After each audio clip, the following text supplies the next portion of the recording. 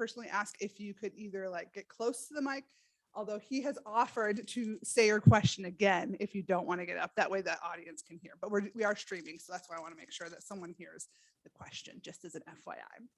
So I'm Lindy Wagner. I am the Assistant Vice Chancellor for Inclusive Excellence Education Development here on campus. I work just around the corner at the Inclusive Excellence Education Development Hub, or the Hub, formerly Center for Student Diversity and Inclusion, if you've heard CSDI before. So we've gone through a couple name things. So I'm excited to have Mr. Blass here this afternoon. It's been exciting for me personally, as we've talked about different topics throughout the day, and we had an opportunity to have a conversation with him in different ways. So I'm excited to hear this last topic of the day. So he does bring a lifetime of experience to us here in the SIU system and here on campus today. He served in the U.S. Navy, worked as an assistant foreign aid officer in Laos and Cambodia. He's been a director of the American Peace Corps in Afghanistan, was an economist and strategic planner for AT&T, and professor at Fordham University, and a visiting professor in international institutions in France, Singapore, Mexico, and Russia. He engages with campuses and communities about lots of different topics across the United States. And again, as I've mentioned, can offer insight on a lot of different topics, and we've enjoyed that with his time today. So this session is our keynote of the day, and the topic is European reparations. Mr. Blass will discuss how various European countries have passed laws, paid financial reparations for what previous regimes have done under Nazi rule. He'll also outline some terms like reparations, restitutions, dignity, property, nationality, and financial payments. And he'll also share a little bit about how these actions have affected those in the United States, as well as share some of his own personal history as it aligns with this topic. So as I've mentioned, I'm excited to hear what he's going to share with us. Again, feel free at any time to ask questions. He's open to it being more dialogic, which we've talked about. And with that, I'd like you to help me welcome Mr. Blass. Thank you. I'm going to treat you the same way that I've dealt with top management. I was director of strategic planning at AT&T. I got used to talking with top executives, and you don't tell a top executive, oh, I'm going to deal with this a little later, sir. You answer the question, period, right now. And I feel the same way with you. I say something, you want to comment, you want to get an explanation, you want to get a definition, whatever, speak up, just raise your hand, I'll stop. You come to the mic, you can stand up, just tell me what you're concerned about. I'll repeat the question for the other people, but mostly for the YouTube audience. That's the point. And then we'll go on. Hopefully, I won't lose my train of thought. If I have a senior moment, I hope you will tell me where we left off. It happens. I turned 92 last week, so, you know, I know my weaknesses. Okay, the topic today is how do European countries deal with reparations? Let me start by saying that my parents, both of whom were born in Vienna, received reparations from the German government, not the Austrian government, the German government, because it was so clear that my father was persecuted by Hitler and got out of Germany in 1935. And there's a long story, and we can get into that if you feel like it. I want to talk about reparations as having various subsets. There can be restitutions. For example, you owned a factory. Some Nazi bigwig paid you a pittance and took over the factory. The government owes you restitution of what that factory was worth then. And it can be quite difficult because, you know, for example, I'm talking about a real case where a client of my father's patent attorney firm was given this, you can pay me I'll pay you $300. I take over the factory, or you can go to Dachau and get exterminated, literally killed, gassed. The second is dignity. Part of what Hitler was doing, and you see it in China with re-educating Uyghurs because they are a minority, they're Muslims, they're not Han, they're not Chinese. They are sent to re-education camps. Property, that's more easily defined. House. It gets tricky. For example, my mother and I left our house in Brussels, Belgium, on the 6th day of World War II, May 16th, 1940, because it was getting obvious that the German army was advancing, and we had left Germany in 1935 to get away from Hitler because my parents were both Jews from Vienna, and they were smart enough to get the hell out of Germany, and they weren't going to get recaptured because we lived in Brussels. My father had been taken away at 8 o'clock that morning as a German national, because that's what it said on his identity card, nationality German. Well, why? Well, Austria had voluntarily invited Hitler to take over, and they lost their nationality. So his passport was useless.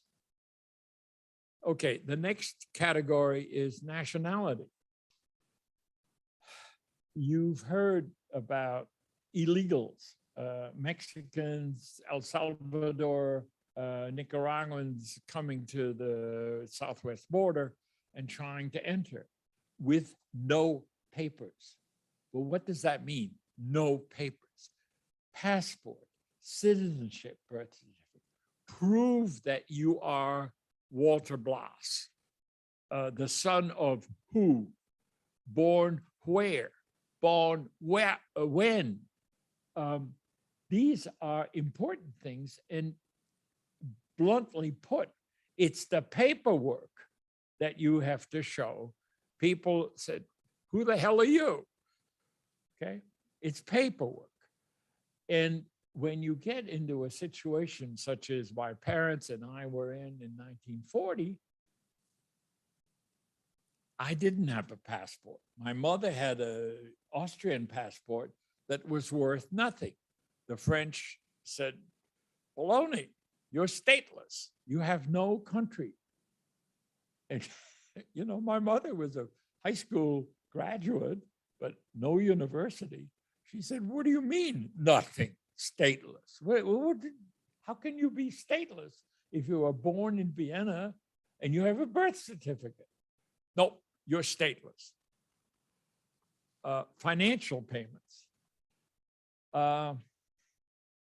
The French government, under Nazi duress, to be sure, arrested, I don't know, 40,000 Jews over the course of 2-3 years occupation, put them in a camp in Drancy, which is eastern France, and turned them over to the Germans to be exterminated in Czechoslovakia, in Germany, in Poland, one of those places. It was a horrible thing. They called it raffles.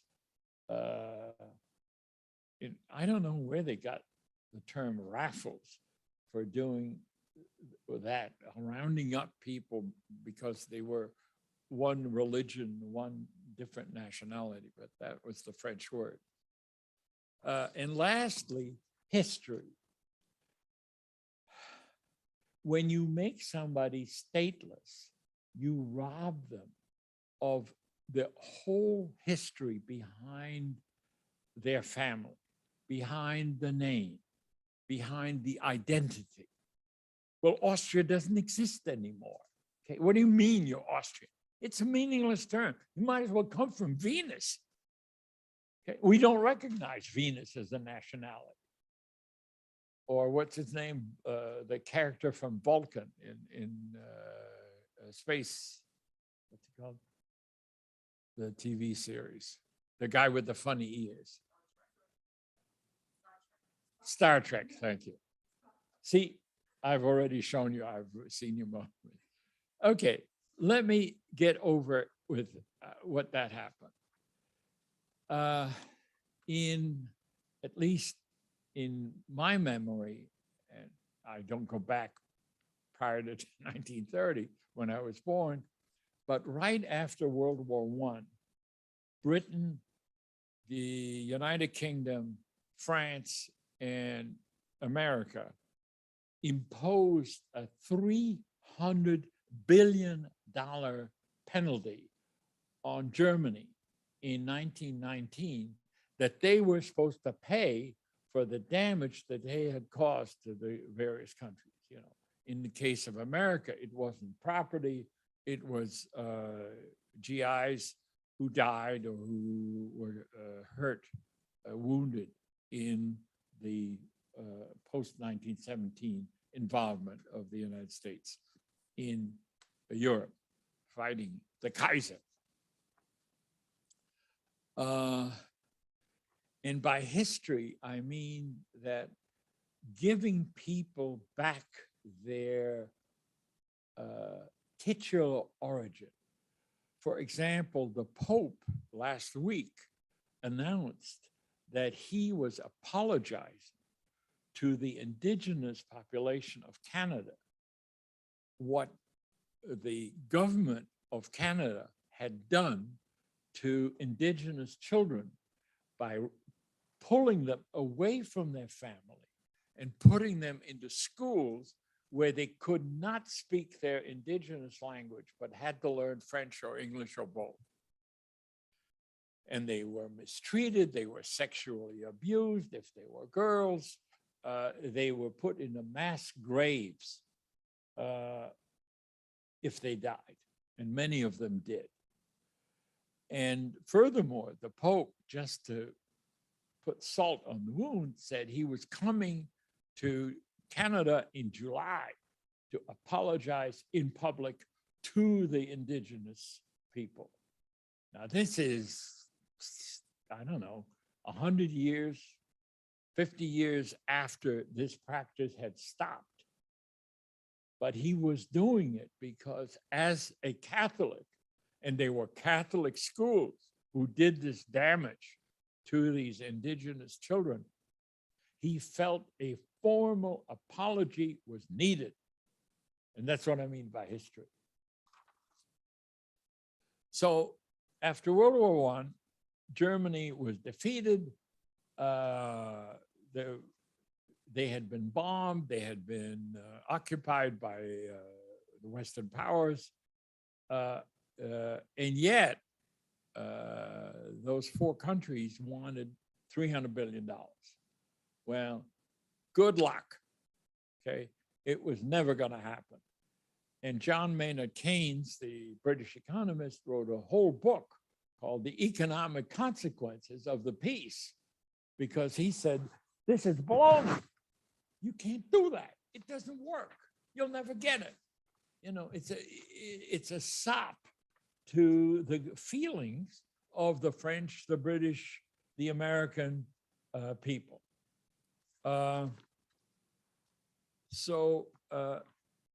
Let me repeat that what happened in Germany, I think, and I'm not a historian, I can't prove it, that the German inflation of the Reichsmark in 1923-24, which was so bad that you had to get a wheelbarrow to carry the paper marks to buy a loaf of bread. Can you imagine that?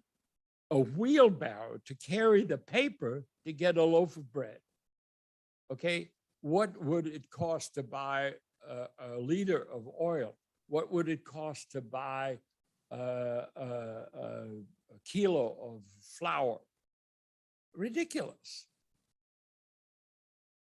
And then, well before the great crash of the stock market in America in 1929, an Austrian bank, not very large bank, but for Austrian, an important bank, Kreditanstalt, went bust in early 1929 and started the snowball rolling down the hill, which got bigger and bigger. And then America in October 29 had the crash of the stock market, and the Great Depression went for not, well, maybe 10 years.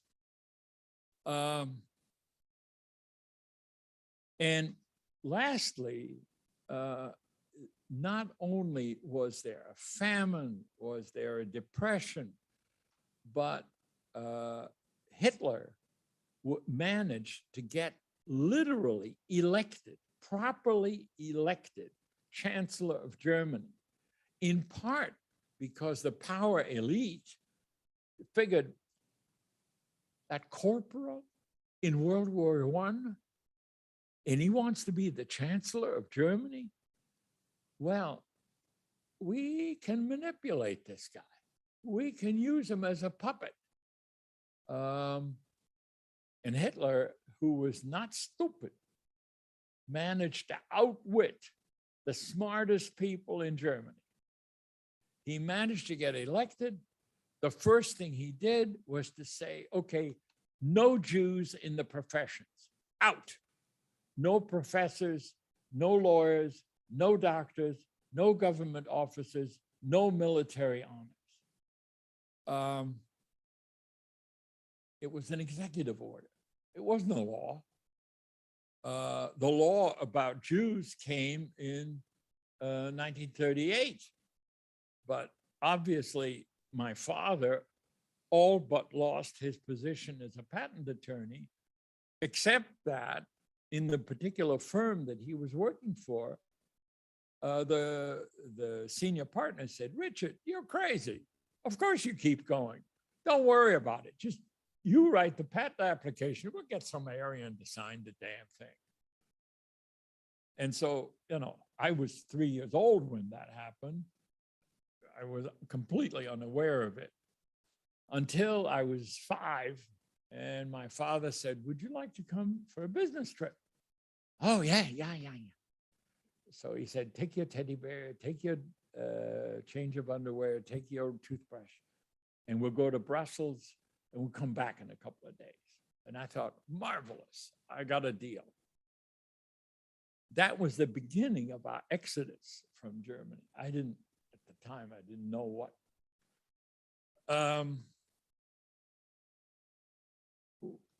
So much for the pre-World War II events. World War II, as you have learned in history class, Germany attacked, annexed parts of Czechoslovakia, all of Austria. In fact, there were more Nazis per capita in Austria than in Germany.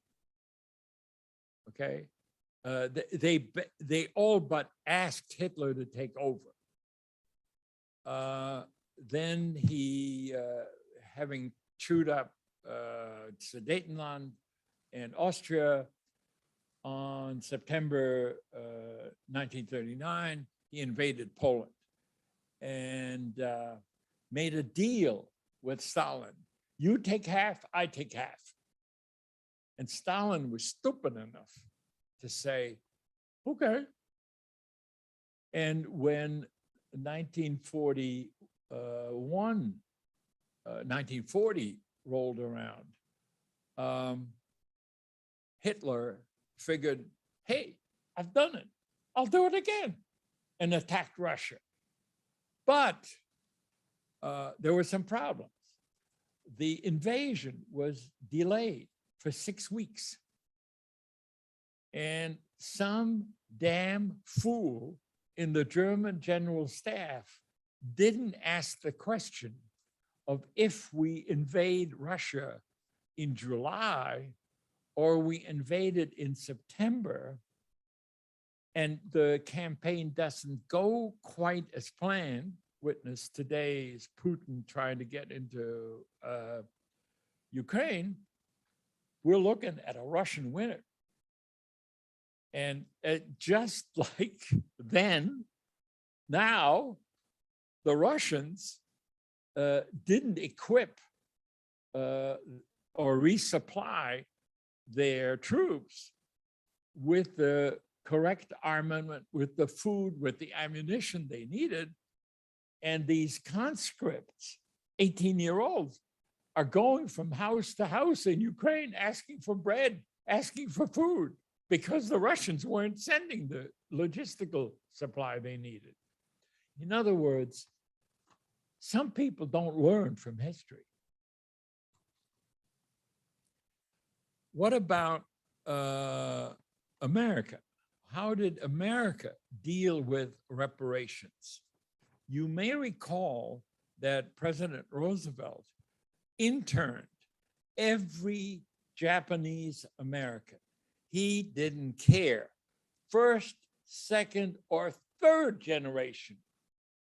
They used isai, nisai, Japanese words for number one, number two, to simply take all of these Japanese immigrants, most of whom were farmers in California, Colorado, a couple of other states, and stick them into internment camps, not extermination camps, but internment, rob them of their fields, which was just fine with the people who got the use of the fields. Roosevelt and the administration made no plans whatsoever to check the title and make sure that once the Japanese Americans, first, second, third generation, would come back, that they would be entitled to their land. The same thing happened to my parents. My father was taken away at 8 o'clock in the morning of the day the war broke out. My mother and the other couple who lived in our house, the chief engineer of the factory that my father was working with, we left on the 6th day of the war, leaving the house in charge of the maid and the gardener. And we said, well, we're just going over to the coast. We'll be there for a couple of weeks. We'll come back. My parents never saw that house again. When I was 44 years old, I wrote a letter to occupant 33, Dieweg, Uckel, Belgium. And I got a letter back in English saying, you're welcome, come, we'll see you when you get here. So I get to the house, there's a family, Belgian family. He's working for Whirlpool, who speaks English. He was very pleasant, but underneath I could detect there was an anxiety. And it didn't take me the whole visit to figure out these people know damn well that that was our house, that we fled the Germans and we didn't come back because my parents came to America. We were successful here. What was the point of fighting a legal battle to get a house in Belgium? Who needs a house in Belgium when you have a house in America? And they were worried until toward the end of the visit, they asked, you know, are you here to reclaim your house? And I said, no. Okay.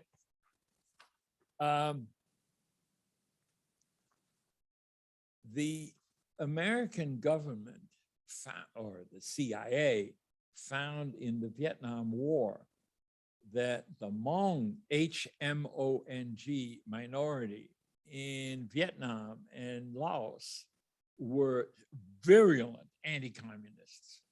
They hated the imposition of communism on their culture.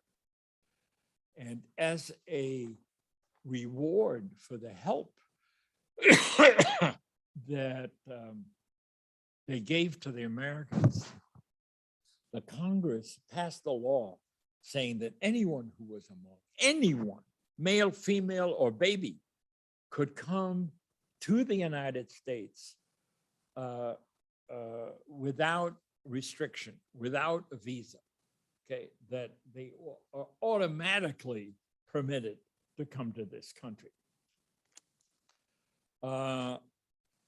As a result, not only the Hmong, but also Vietnamese fishermen, shrimpers came to California, to Texas.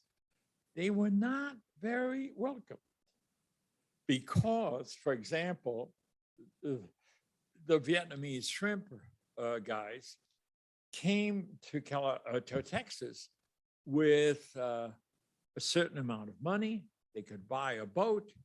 They had families, 14 members of one family.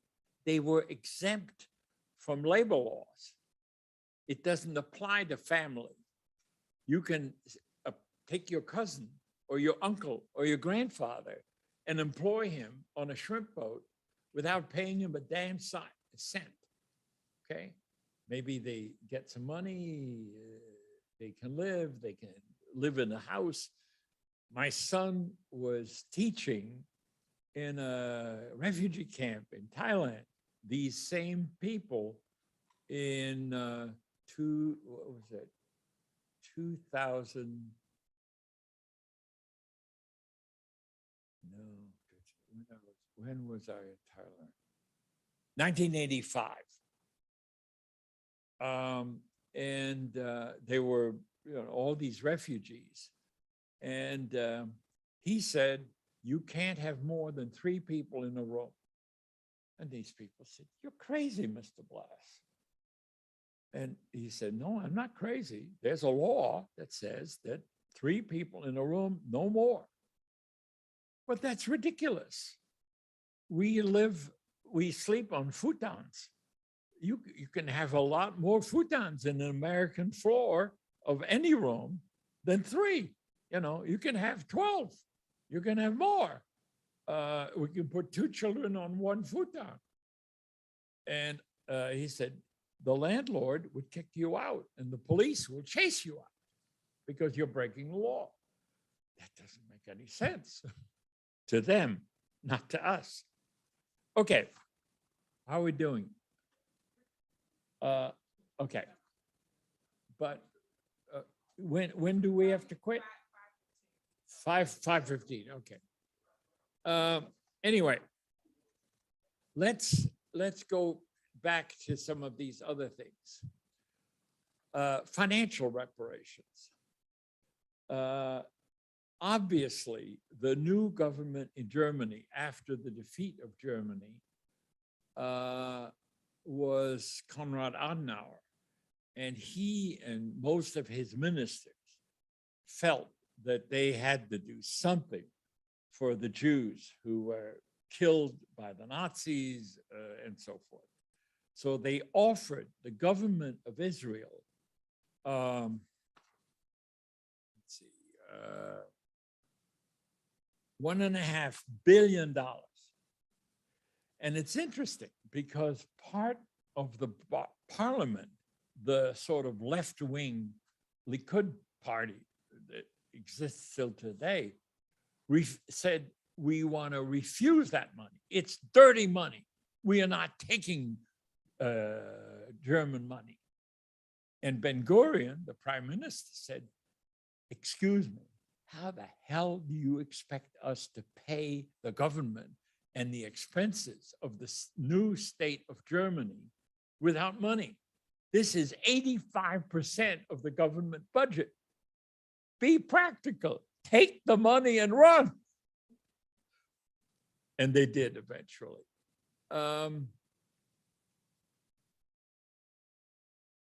Let's see.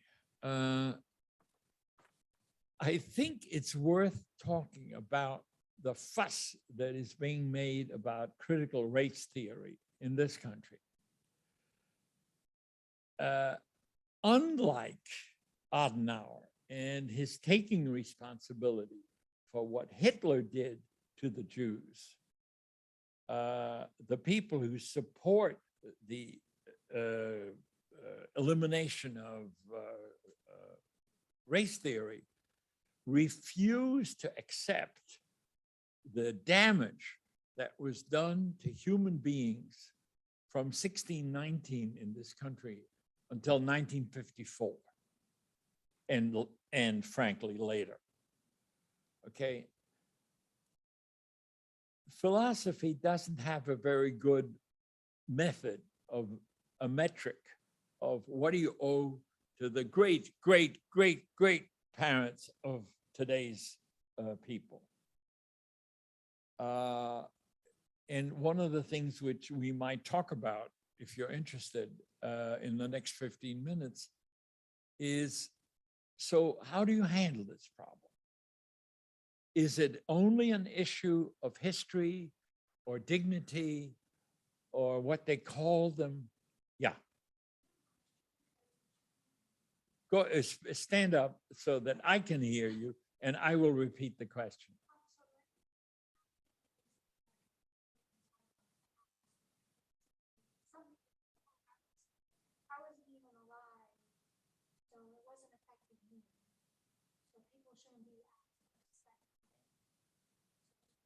Okay.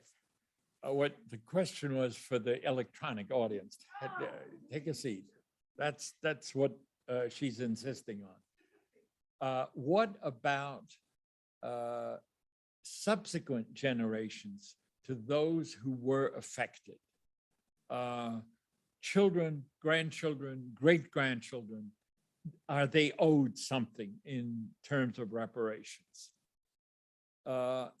It's easier, obviously, to talk about reparations when they are immediate children. My mother and father got $300 a month from Germany as financial compensation for my father having lost his job, even though technically he quit.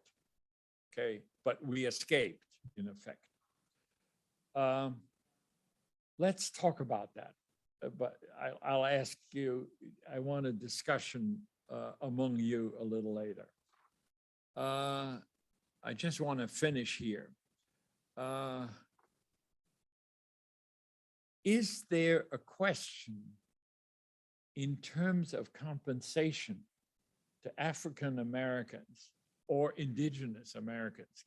God knows how we handled the indigenous population, putting them on reservations, treating them almost like dirt.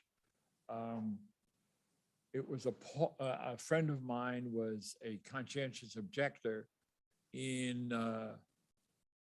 1953, serving his 2 years as a teacher on the Navajo reservation in New Mexico. And he said to me, I was there, I wanted to talk to him about being a Quaker and so forth, objecting, conscientious objection versus serving in the military. And he said the quality of education for these children was appalling compared to what he had gotten living in Haverford, Pennsylvania. You know, you could compare the experiences. You know, here's a very wealthy suburb of Philadelphia compared to a very poor set of American Indians. A little bit about, I wouldn't call it dignity, but I would call it history. The Austrian government turned out that they passed a law which they didn't publicize. I never got a copy of that law, but I was certainly affected by it, that the Austrian government would recognize me as an Austrian citizen because my parents had been abused by the Nazis and by the Austrian government.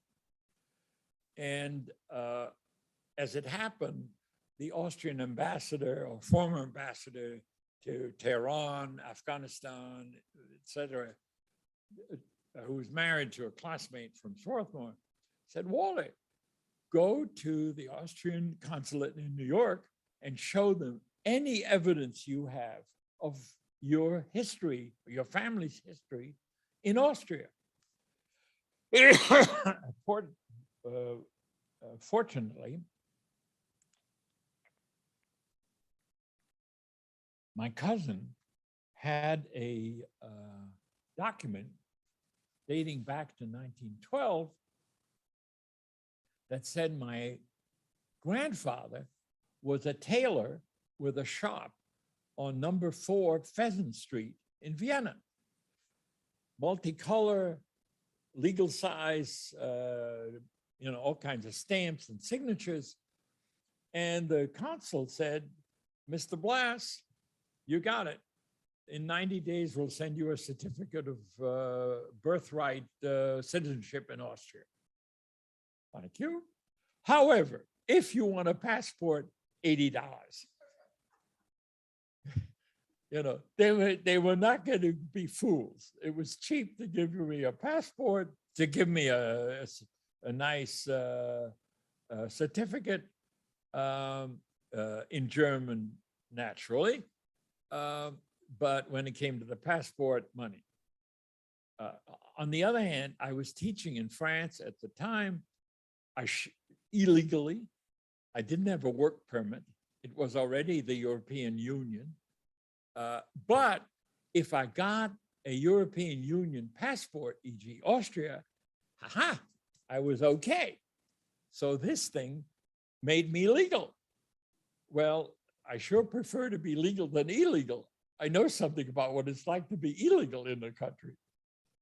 So let's go to the question and answer period, if you will. Let me answer what you were asking about. It seemed to me that morally, not legally, but morally, there is an obligation even to the children of the children who were abused. The American Indians, the Canadian children, the Jews, the homosexuals, the gypsies, all of these people who were abused or killed in 1940 and 1938, whatever. The problem is that there isn't any law in this country or elsewhere that says when does the reparation, whether in dignity, in history, in financial terms, expire, okay? And the likelihood of passing such a law in most countries is zilch. However, there is a precedent. The French government, the current French government, 2022, has passed a law that they will pay any inheritor of Jews who were rounded up in this camp in Drancy and sent to extermination camp will get $100,000 each. Yeah. In 2022, are you kidding me? How many are left? For God's sakes, you should have done that in 1947, not in 2022, okay? But they didn't, because it would have meant too much money, because it wouldn't have passed the legislature. No president of France would have signed such a law. Now that there was, I don't know, a couple of thousand people, what the hell? Let's do it. And it was done without a law. It was an executive order on the part of the president. Okay, there isn't a straight answer to your question. Go ahead, somebody. Please. If you could specifically, I know you said it is maybe a moral obligation, what reparations could look like for African Americans, because people are so specific to that. But if you look up Japanese Americans, for example, the ones who were interned, in today's dollar is $3.5 billion.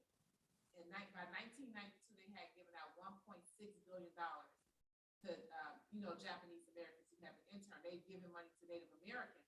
So when we look at other people who have, incurred harm and damage, even though that harm hasn't necessarily stopped, I always find it interesting when it comes to African Americans.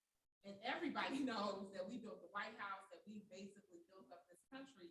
And it's just resistance to think that we should get anything. And I wonder, what do you think that would look like? You mentioned education, equity, but I was wondering what other ways you think it would be beneficial. Well, I wonder whether you can get over the issue of the damage done to African Americans prior to your generation and the living people of your ancestry, as opposed to your great parents and great parents going back umpteen generations. I think politically, and the political affects the legal thing. If you want to pass a law, you have to get agreement from a legislature and from an executive. And I suspect that it would be much more palatable to say there is unequal treatment today in housing, in education, in work opportunities, in equality of pay, in giving recognition and honor to people who deserve it, then it would be to say, well, in 1643, your great something was abused, was sexually abused by a white man, and they had miscegenation children. I'm sorry, I didn't repeat your question, and I should have. What do I think about the moral and perhaps legal compensation to African Americans along the lines of what was done for the Japanese who were interned in World War II? And they got what amounts to $1.5 billion paid to them to give them back their land and their property and so forth. I don't know if you're satisfied with my answer, but I tried. Okay, someone else. Yeah, go ahead.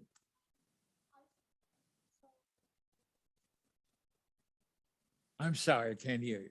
Stand up.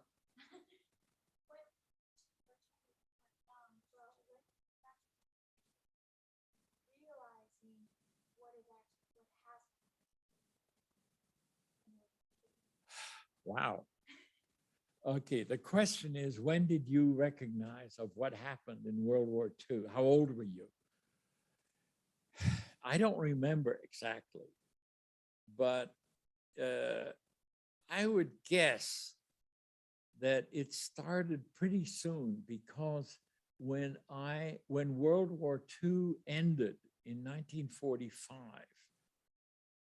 somebody from the radio station in New Haven, Connecticut, asked me to speak on the radio about being an immigrant to America. And I think, well, what was that? I was 15. Did I understand? I don't know. I'm sure somebody helped me write that talk. Okay. I think once I got to college in Swarthmore and studied modern history and so forth, then it came. Okay. I think that was part of the process. But you have to recognize, when I was 5, I didn't know for nothing. When I was 10, it was 50% adventure and 50%, oh my God. Other questions? Feel free.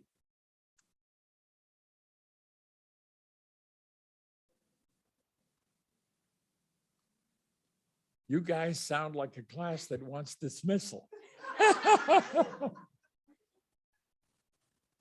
Yeah.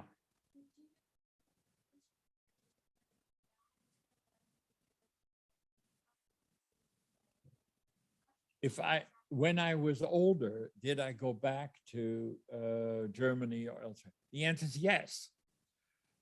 In 1974, well, wait a minute, 1968, 69, the telephone company had a service crisis where dial tone was 30 minutes waiting for,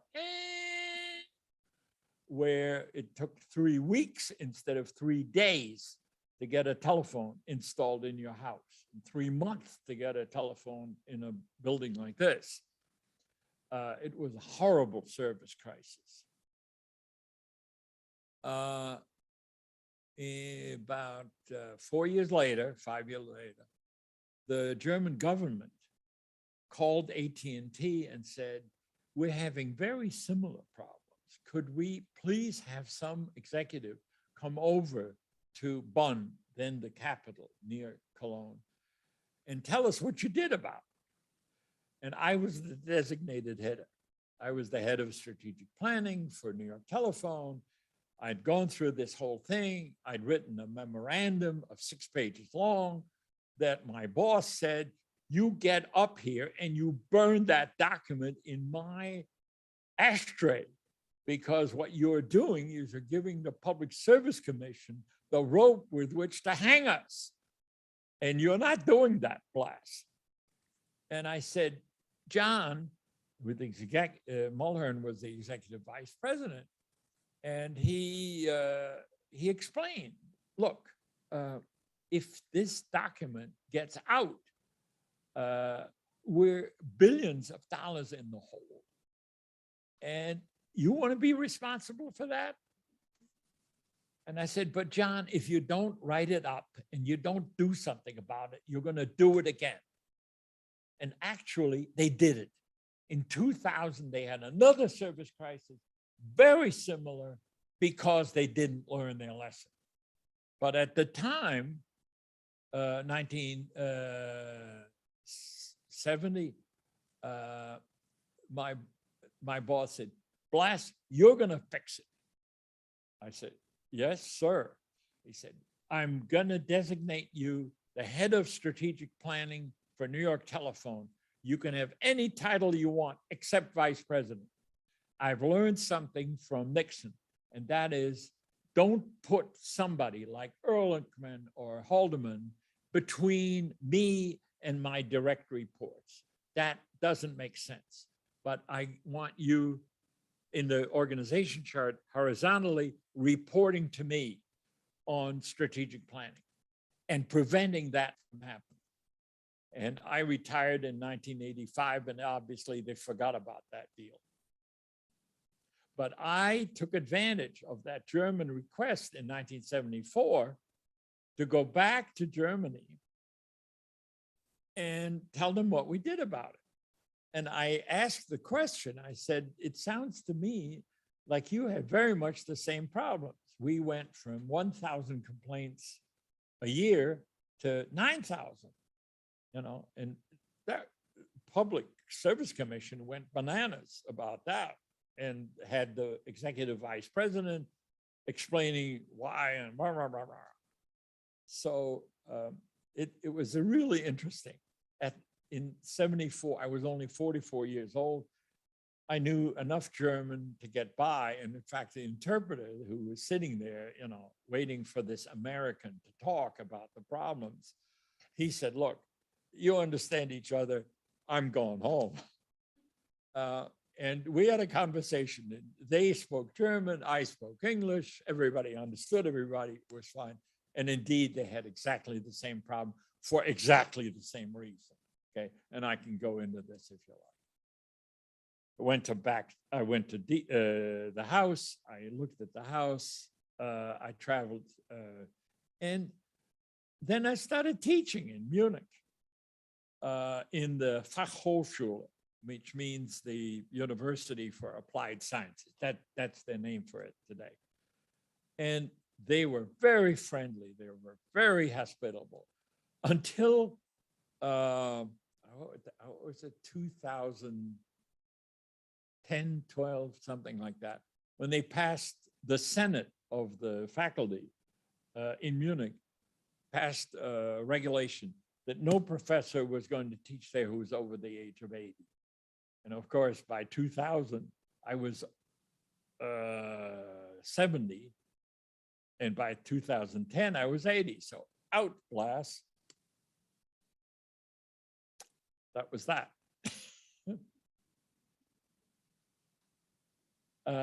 You were going to say something. Okay.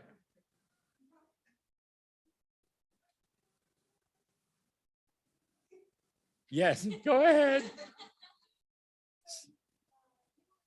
I'm going to tell the head of the business administration department that you were the only person who asked any question, and you should be honored for that.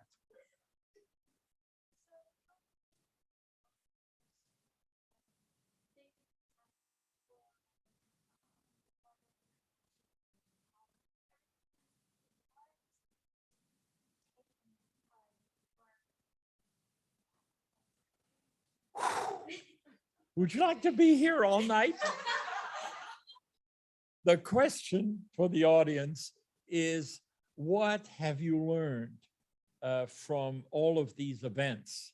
Hong Kong, the Great Recession, all the events in your life. What can you tell us? And you heard my answer. I don't know. It feels very much like when your hands have been in oil and you touch anything, it sticks to you. And all of these events that you named, plus a lot of others, have stuck to me. I don't know if I've gotten any wiser. I'll give you one example. My boss, John Mulhern, when this topic of complaints came up, had the temerity, I use that word advisedly, temerity, to say, well, why don't we just say that it was the average of 5,000? And in my ignorance and lack of political correctness, I said, John, you can't do that.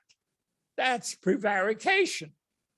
And I use that word because it's the polite way of saying you're lying. I didn't want to get fired. And fortunately, the lawyer for the company said, well, John, you wouldn't want to see that graph at the bottom of page 1 of the New York Times, would you? So in effect, that quashed that. 6 o'clock that night, my boss calls me in. He says, listen, Blass, I pay you to tell me the truth, but don't you ever embarrass me in front of my peers again. Funny, I said darn near the same thing to some poor nurse in Afghanistan who told the doctor, don't cut that nerve. And the doctor summarily fired her as a nurse, as a volunteer, because he had offended him. And I said to Althea from East St. Louis, no less, why did you not drop your tray? She said, Mr. Blass, that would have been my fault. And I said, well, which would have been better? Your fault in dropping the instrument tray or getting fired by the doctor, where I have to send you home now. No hospital in this country will accept you after what you've done. And I did the same thing as Althea. I didn't learn from my own experience. So whatever learned, whatever not learned, both and. Okay. Lindy?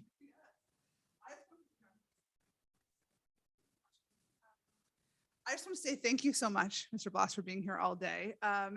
For those who have been had a chance to be here throughout the day, maybe hear different sessions. I know there's been people variety online as well. It's just really been a pleasure to hear kind of all the different stories. I'm sure all of you thinking, oh my gosh, what else did I miss today, right? Because there's been a lot of storytelling. So I just want to say thank you so much. It means a lot to us. I know the SIU system is getting a great gift. Thank you, Dr. Caldwell, for arranging it. And I just want to say one last round of applause, if you wouldn't mind. Thank you, Mr. Blass. Thank you for listening. And Thank he's you for asking all the yes, questions. yes. And he's been gracious too. If you wanted to, grab a picture or two or ask a couple questions, talk in person. He said he usually waits for a few minutes afterwards too. So feel free to do that. Okay. Come on up. Come on up. Yeah. We could just actually gather around Mr. Blass and I could get a photo. Very good. Congratulations. What's your name? Liz. Liz.